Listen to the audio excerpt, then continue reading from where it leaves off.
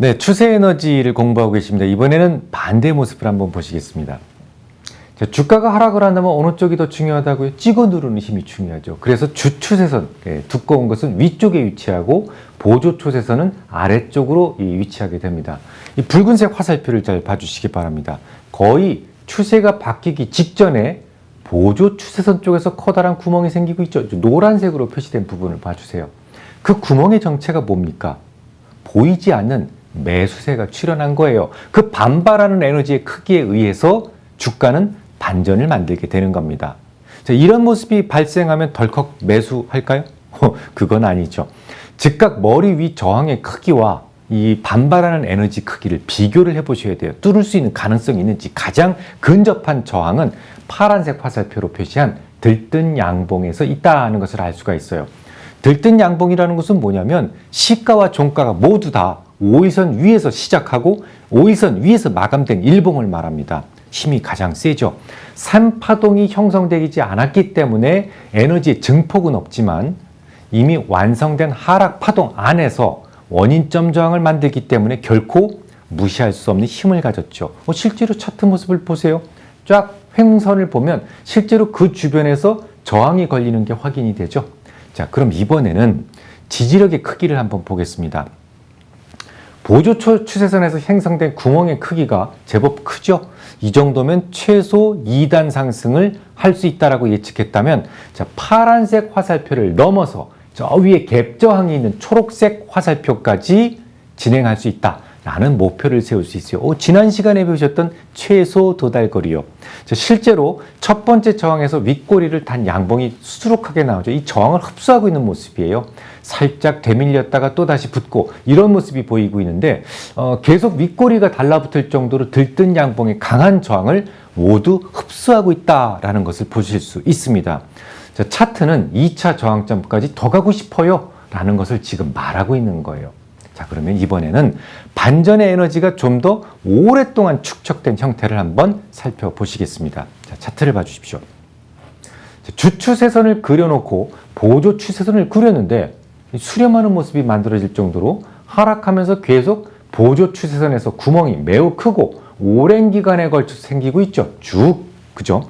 추세선에 뚫린 구멍의 크기에 따라서 전환의 에너지가 크게 달라진다고 했었는데, 자, 그러면 그 생각을 기억하시면서 다시 한번 보세요. 이때 절호의 매수 타임은 어떻게 잡습니까? 물론 드림팀의 도움을 받는 게 좋습니다. 하지만 오늘은 오로지 에너지의 균형만 가지고 매수 시점을 잡는다라고 말씀을 드렸으니까, 자, 반드시 주추세선이 깨지는 것을 확인한 이후에 매수가 가능하다. 주추세선은 강하다라고 말씀드렸어요. 이게 깨지는 게 분명히 확인돼야 됩니다. 자, 이 차트에서 화살표 방향으로 주추세선이 뚫리는 모습이 확인된 이후부터 이 종목은 매수를 할 수 있다라는 겁니다. 자, 그럼 이런 경우 목표치를 어디로 잡을 수 있었을까요? 역시 차트의 균형을 볼 수 있다면 어느 정도는 여러분들도 짐작할 수 있어요. 틀려도 좋습니다. 계속 짐작하시면 돼요. 저항이 있을 수 있는 위치를 보면 동그라미로 제가 표시를 해야 하는데, 이른바 들뜬 양봉이 거의 없습니다. 들뜬 양봉은 힘이 있다고 그랬는데 보이는 양봉들은 몽땅 다 5일선 아래에 있어 감춰져 있습니다.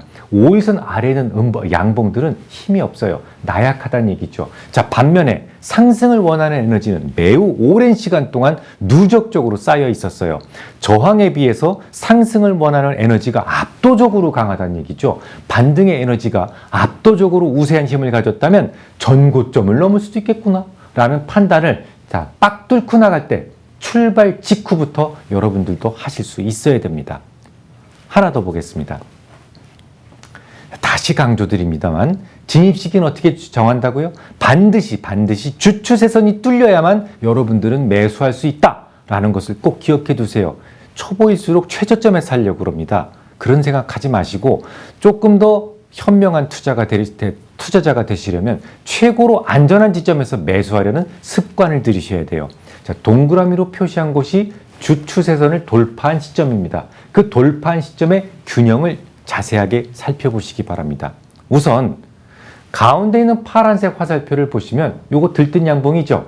그것도 병립이에요. 같이 있다는 얘기입니다. 병립. 매우 강한 저항이다라는 것을 알 수가 있는데 추세선이 뚫렸을 때 이미 그 저항은 돌파된 이후였습니다. 그 돌파하기 위해서 상당히 많은 힘이, 에너지가 소모됐다는 것을 알 수가 있어요. 그 외 저항을 만들 수 있는 양봉들은 5위선에 묻혀 있어서 매우 약하고 저 맨 왼쪽에 위치한 파란색 화살표 구간에서만 저항이 왕성하게 살아있어요. 이런 때 노련한 투자자들은 전체 차트의 균형을 봅니다. 이게 더 강한지, 이게 더 강한지 차트를 유심히 보십시오. 자, 맨 아래 제가 글씨를 써놨어요. 보조 추세선이 있어야 할 자리라고 쓴 부분을 살펴보시기 바랍니다. 원래 차트가 정상적이었다라면 그것까지 조정을 보였어야 되죠. 그죠? 그런데 주추세선은 그 주추세선 쪽으로 수렴하고 있죠. 추세선이, 보조 추세선이 이렇게 좁아지고 있죠. 이 말은 뭔가 정상적인 추세선에 도달하지 못할 정도로 매우 강력한 상승을 원하는 에너지가 개입되었다. 얼마만큼? 요 빗금친 부분만큼 상승을 원하는 에너지가 개입되어 있다라고 볼 수가 있는 거예요. 보조 추세선이 있어야 될 곳에 그 빈 공간만큼 상승을 원하는 에너지가 있다라는 것 이해하시겠습니까? 자, 이 정도면 누르는 힘은 그닥 크지 않은데 상승 반전을 원하는 에너지가 상당히 왕성하고 강하고 상당량 누적되었다라는 것을 알 수가 있어요. 자, 그럼 저항을 한번 보세요. 아무리 봐도 저항은 달랑 하나밖에 없습니다. 맨 왼쪽 화살표에 들뜬 양봉인데, 자, 일봉 저항은 어떻다고요? 남성적이라고 그랬죠. 남자는 뭐 잘못해도 잘 까먹지 않습니까? 잘 까먹지 않습니까? 석 달이 한계예요. 그래서 일봉 저항의 한계는 석 달이다. 기억해 주세요. 강인한 에너지는 분명히 맞지만 이미 멀리 떨어져 있어요. 그러면 뚱뚱한 양봉이지만 에너지는 이미 희석되어 있고 오로지 직전 고점에서의 들뜬 양봉으로서의 에너지만 미세하게 남아 있어요. 만약에 저 맨 왼쪽에는 저 뚱뚱한 양봉이 아주 가깝게 있었다면요. 아마도 매수를 할지 말지를 두고 고민이 컸을 겁니다. 하지만 충분히 거리가 있기 때문에 조건만 된다면 매수에 문제가 없다라는 거죠. 이 정도 균형 감각은요. 여러분들도 반복적으로 연습하시게 되면 차트를 딱 보시면 2초 안에 느낌이 오시게 될 때가 있을 겁니다.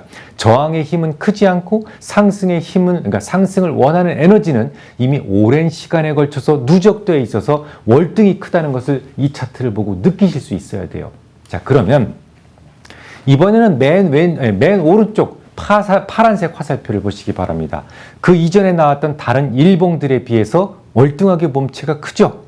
맨 왼쪽 파란색 화살표 구간에서의 저항을 넘어서기 위해서 소모된 양입니다. 정당한 크기의 양봉이다라는 것을 여러분들 이해하셔야 돼요. 강한 저항은 강하게 뚫어야 되거든요. 그래서 뚫는 에너지도 커질 수밖에 없다는 것을 보여주는 겁니다. 뚱뚱하게 나오죠. 저항이 크다면 그에 매칭해서 돌파되는 에너지도 클 수밖에 없고 이것은 뚱뚱한 양봉으로 발현된다라는 점을 기억하세요. 다음 주에 뵙겠습니다.